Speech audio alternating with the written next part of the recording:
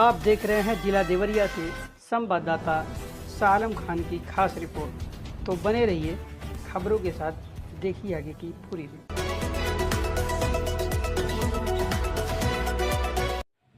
नमस्कार, RB news में आपका स्वागत है। आप देख रहे हैं हमारे संवाददाता की आज की बड़ी खबर। तो बने रहिए हमारे चैनल के साथ। ऐसे ही खबरों के लिए हमारे चैनल को लाइक करें, शेयर करें, सब्सक्राइब करें। तो चलिए हम आपको ले चलते हैं खबरों की।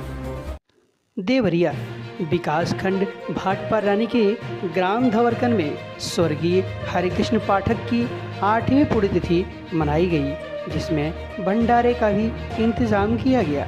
देखिए आगे की पूरी रिपोर्ट।